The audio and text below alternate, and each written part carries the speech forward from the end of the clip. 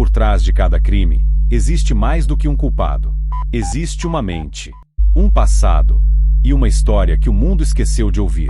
No Mente Criminosa BR, a gente não mostra só o que aconteceu. A gente revela o que levou alguém a cruzar a linha.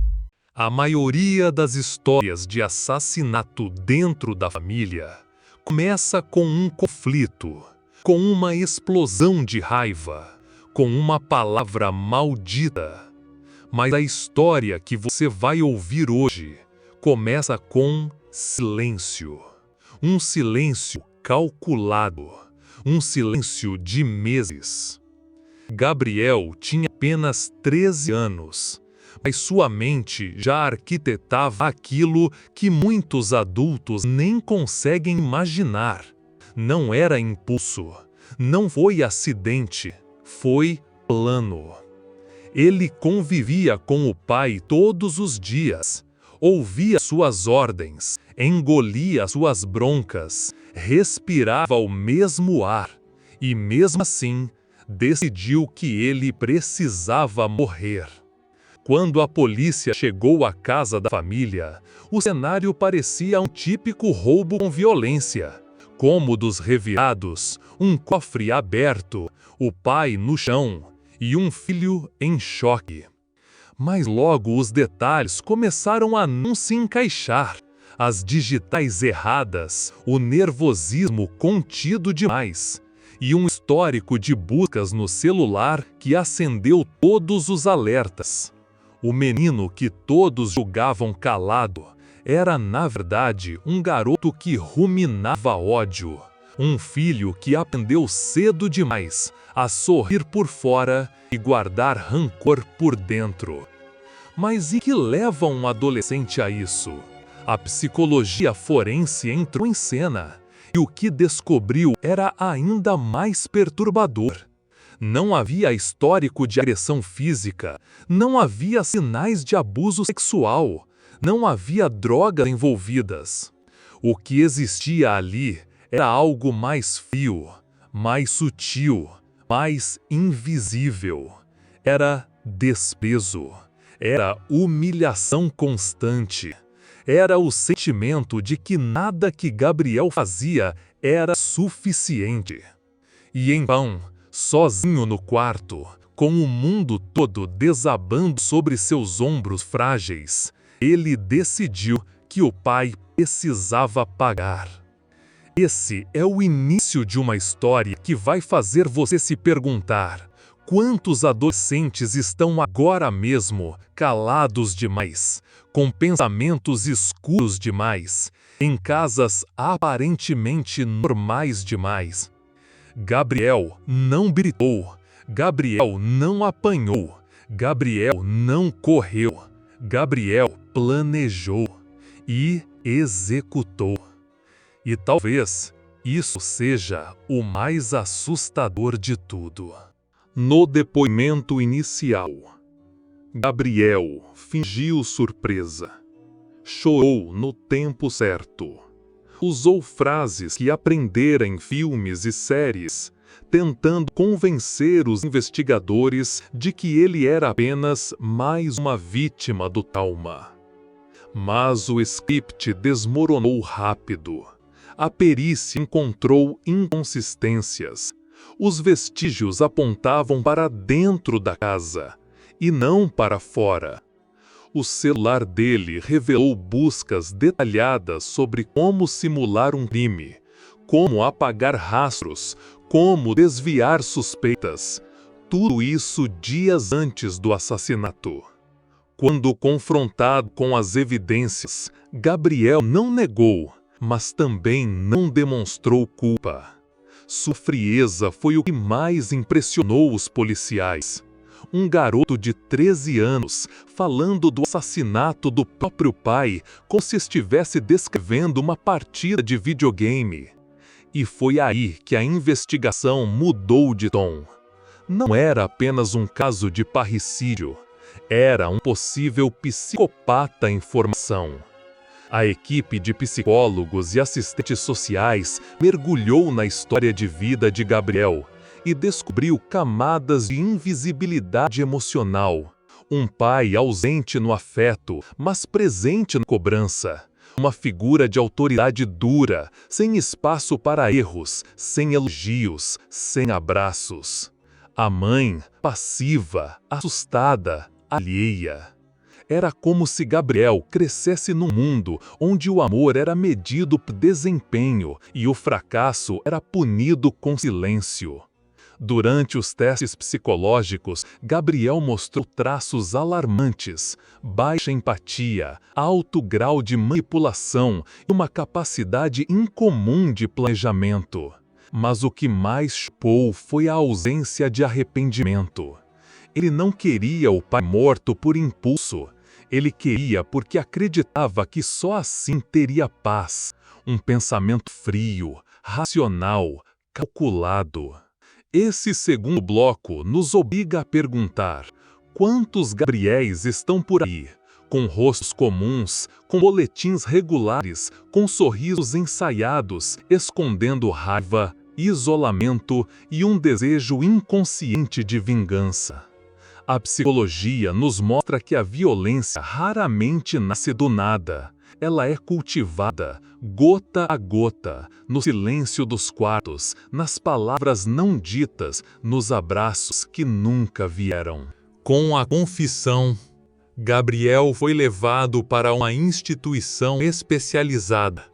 Não uma prisão, mas um centro de internação de adolescentes infratores.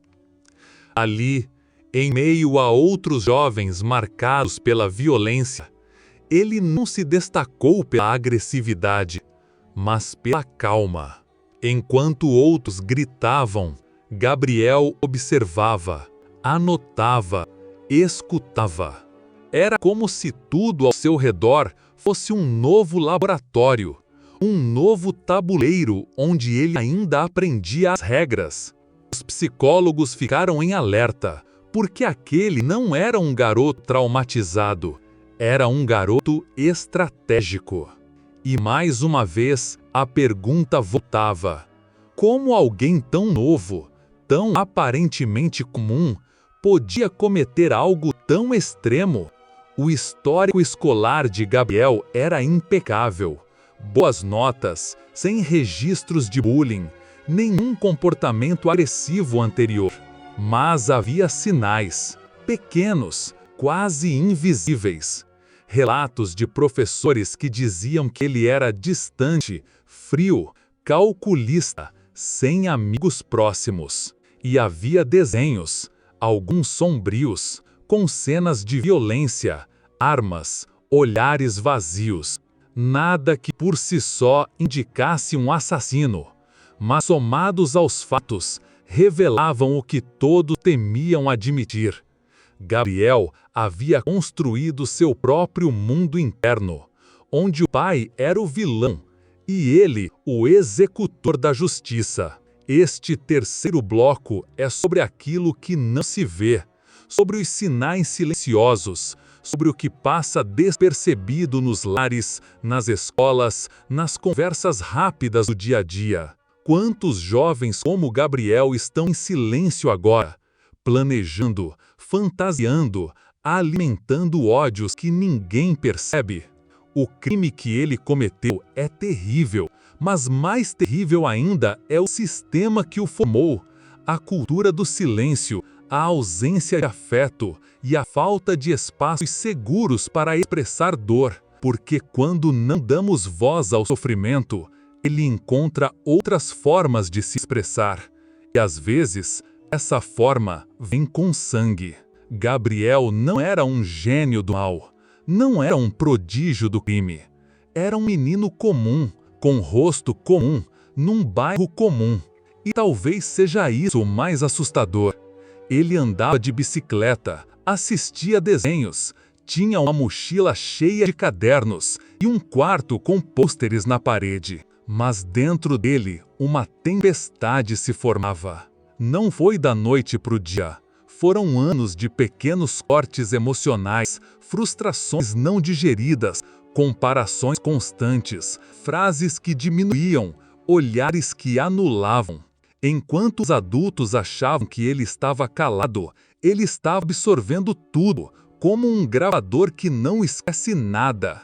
E no silêncio foi criando um tribunal próprio, com juiz, réu e sentença. Quando ele apertou o gatilho, não foi apenas contra o pai, foi contra tudo que aquele pai representava. A autoridade que oprime, o afeto negado, a figura que deveria proteger, mas só cobrava.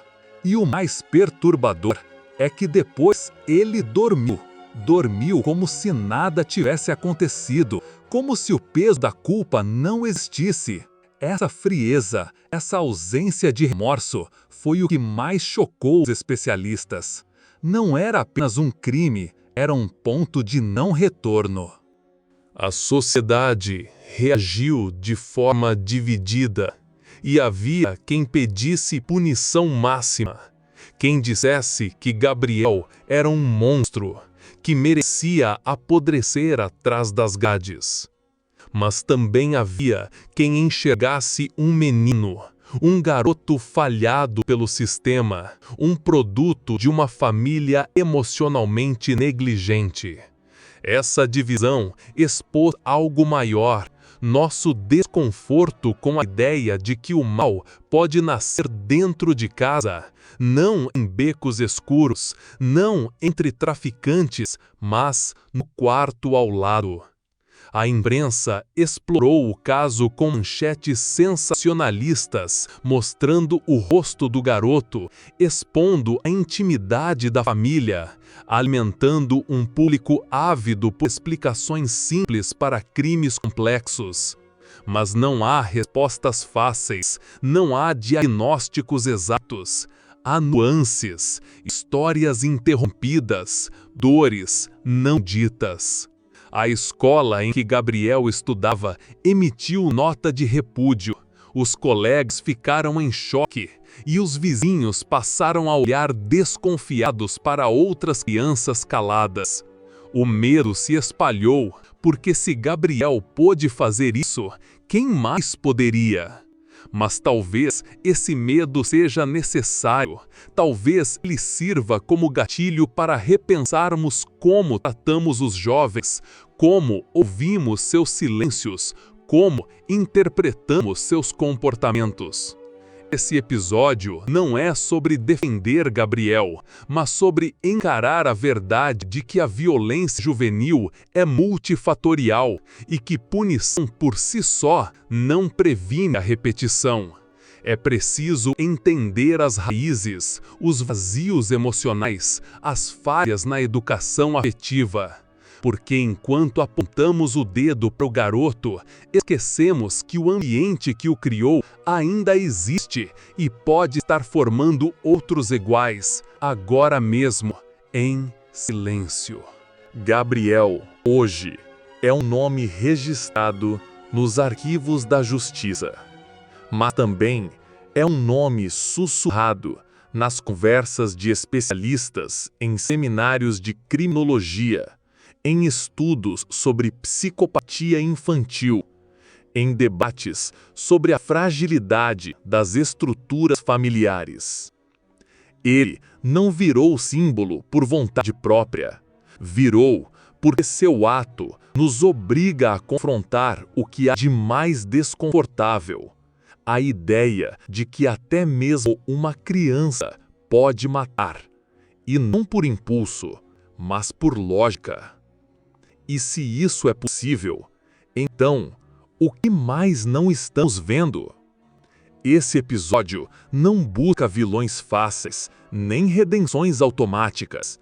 Ele busca perguntas, porque perguntas certas podem salvar vidas. Quantos Gabriéis estão calados neste exato momento? Quantos estão crescendo sem acolhimento emocional? Quantos estão esperando apenas um estopim? Você que nos escuta agora pode achar essa história distante, mas será que é mesmo?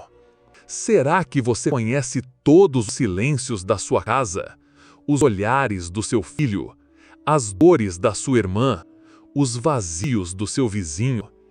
Porque o mal nem sempre grita, Às vezes ele sussurra, às vezes ele senta à mesa, olha nos seus olhos e sorri. E por fim, se essa história mexeu com você, saiba que há muitas outras por aqui. Casos reais, mentes sombrias e perguntas que nem sempre têm respostas, mas que merecem ser feitas. Explore o canal, escolha o próximo episódio e continue essa jornada com a gente. Ah, e se você quer apoiar esse projeto e não perder nenhum conteúdo, clique em inscrever-se. Isso faz toda a diferença. E mesmo diante de tudo isso, houve quem tentasse simplificar, culpar os jogos violentos, culpar a internet, culpar a geração. Mas nada disso é suficiente. Porque Gabriel é resultado de uma série de negligências sutis, de pequenas feridas emocionais ignoradas, de uma cultura que ainda acha que menino não chora, que filho tem que obedecer sem perguntar, que autoridade se impõe no grito. A tragédia que ele causou é também a tragédia de uma sociedade que cria filhos para se calarem e depois se assusta quando eles explodem. Talvez o que mais nos incomode não seja o crime em si, mas o espelho que ele nos mostra. Quantos pais estão agora reproduzindo o mesmo padrão? Quantos professores ignoram sinais por estarem sobrecarregados? Quantos profissionais da saúde mental são desprezados nas políticas públicas? Gabriel é exceção ou é sintoma? Talvez nunca saibamos, mas a pergunta precisa continuar ecoando, porque só assim, talvez, a próxima tragédia possa ser evitada. O caso de Gabriel não foi o primeiro e, infelizmente, não será o último. Na história criminal brasileira, existem registros de filhos que atentaram contra os pais por vingança, por sofrimento psicológico, por ciclos de violência doméstica que ninguém quis ver. Mas o que diferencia Gabriel é a idade, a frieza, o planejamento. Ele não teve cúmplices, não foi influenciado por outros, ele arquitetou sozinho. E isso quebra muitos dos nossos paradigmas. Nosso imaginário ainda acredita que crianças são puras, e o mal só entra depois, pela televisão, pelas más companhias, pela internet. Mas Gabriel mostra que o mal pode brotar do abandono afetivo, da ausência de escuta, do desamparo emocional. E se isso não for discutido, continuaremos criando meninos que se transformam em sombras, em silêncios perigosos, em decisões irreversíveis. Esse roteiro é sobre um caso, mas poderia ser sobre muitos. Ele existe para provocar, para questionar, para incomodar, porque só incomodados nos movemos e só em movimento criamos mudança. Se você chegou até aqui, obrigado por mergulhar nessa história com a gente. É difícil, é desconfortável, mas é necessário. Porque a escuridão só desaparece quando decidimos olhar para ela.